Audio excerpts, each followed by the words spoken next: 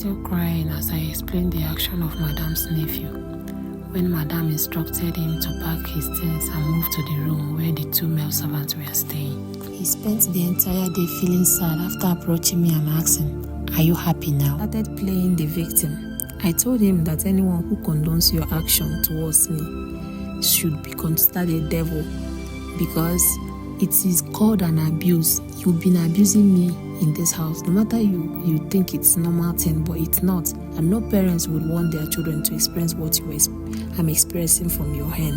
I waited the whole day waiting for this guy to pack his belongings and go to the boys' room, but he didn't. When night came, he went to bed early.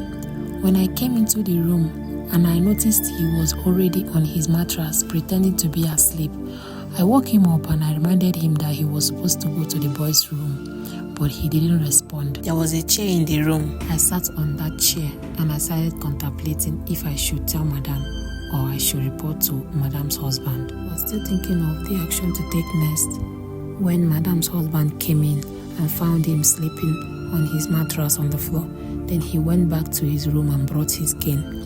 Then he came back to our room and flogged him out of the room. I don't know if he acted out of jealousy, but I was very happy that someone came through for me after thousands of complaints. Could you believe it took this guy almost 1 month to leave the room? Because he never wanted to leave. He wants to find the opportunity or always find a reason to come back to the room. But thank God to Madame's husband, who stood and watched him pack everything that belongs to him. That night, I decided to lock my room, but Madame came knocking. When I opened the door, she asked me not to lock the room again, because she normally comes inside the room in the middle of the night to pick up a new pampers for her newborn baby.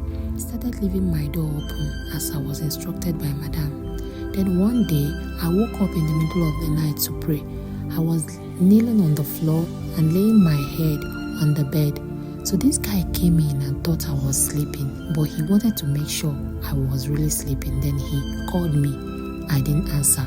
He called me the second time, I didn't answer. Then he came close and I stood up immediately and started screaming, "What are you doing here? What have I done to you, this guy?" Then he immediately ran out of my room, entered their own room and locked the door.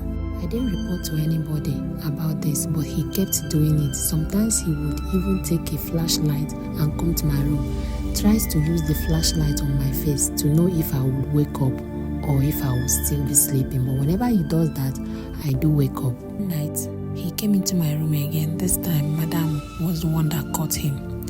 Madame entered my room to get a diaper for her baby. She turned on the light and discovered her nephew in my room. She asked him what he was doing in my room.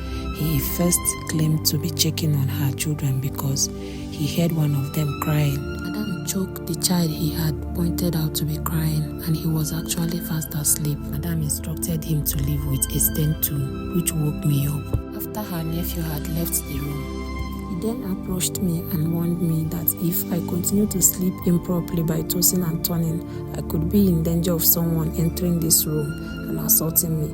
That was not what I expected her to say. I expected her to punish her nephew for leaving his room in the middle of the night and coming to my room to harass me. If she eventually come across this video, I want her to know that she has the right to stop the abuse and harassment I was going through. But she neglected it because I was not her child. Please follow and share my story. Thank you.